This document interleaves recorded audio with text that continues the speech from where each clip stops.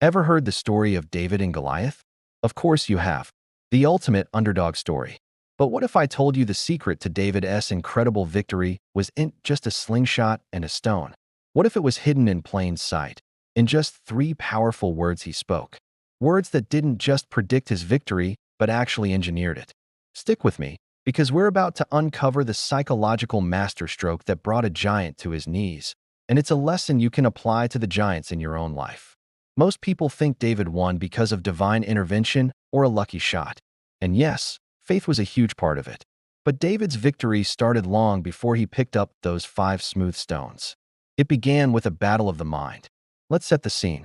For 40 days, the Philistine army and the Israelite army are locked in a stalemate. Why? Because of one man, Goliath. This guy is a monster. Over 9 feet tall, decked out in heavy bronze armor, carrying a spear the size of a weaver's beam. He's not just a soldier, he's a weapon of psychological warfare. Every morning and every evening, he comes out and taunts the Israelites, challenging them to send out a champion to fight him. The prize? The losing side becomes slaves to the winner. The Israelite army, including their king, Saul, is terrified. They see an unbeatable giant. Their morale is shattered. They've already lost the fight in their heads. Then, a young shepherd boy named David arrives to bring food to his brothers on the front lines. He hears Goliath's taunts, and he sees the fear paralyzing his people. But David sees something completely different. While everyone else sees an unstoppable giant, David sees an arrogant, overconfident man defying his God. This is where it gets interesting. David, this teenager with no armor and no military experience, volunteers to fight Goliath. King Saul is skeptical, to say the least. He tells David, "You can't fight him. You're just a boy, and he's been a warrior since his youth." But David's response is pure confidence. He recounts how he defended his flock from lions and bears with his bare hands. He says, "The Lord who rescued me from the paw of the lion and the paw of the bear will rescue me from the hand of this Philistine." He's not just boasting. He's reframing the situation. He's drawing on past victories to build his present confidence. Saul finally agrees and tries to put his own armor on David. But it's too big, too heavy, too unfamiliar. David takes it off. This is a crucial moment. David isn't going to fight Saul's fight. He's not going to play by Goliath's rules. He's going to fight his way, with the tools he has mastered, his staff, his sling, and his faith. He goes to a nearby stream and chooses 5 smooth stones. Now for the main event. David approaches Goliath. Goliath looks at this young shepherd and is insulted. He scoffs, "Am I a dog, that you come at me with sticks?" He curses David by his gods and promises to feed his flesh to the birds and wild animals. This is the climax of the psychological war. Goliath is trying to intimidate, to crush David's spirit before the fight even begins. But David doesn't flinch. He fires back with the 3 words that change everything. Not just any words, but words that systematically dismantle Goliath's entire identity. He says, "You come against me with sword and spear and javelin, but I come against you in the name of the Lord Almighty." And then come the 3 secret words. This day will.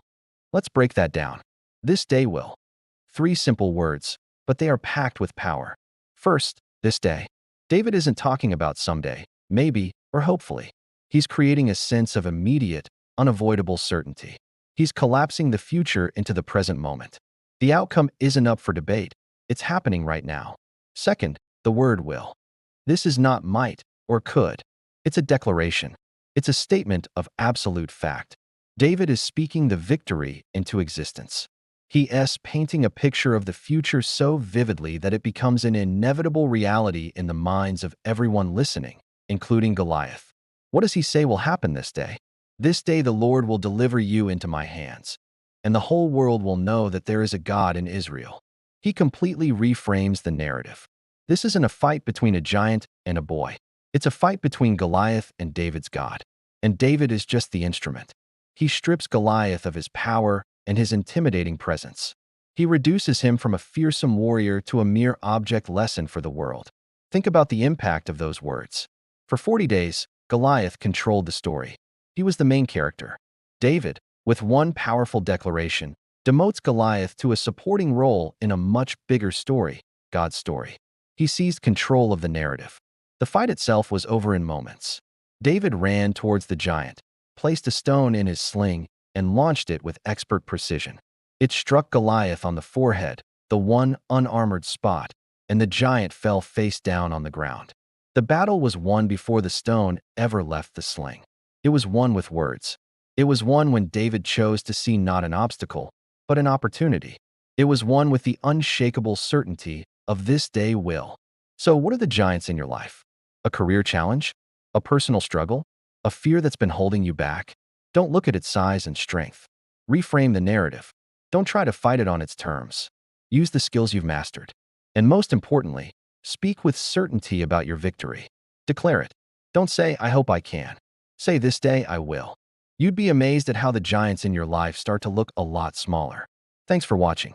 If this perspective resonated with you, hit that like button and subscribe for more content that dives deep into the stories that shape us. See you in the next one.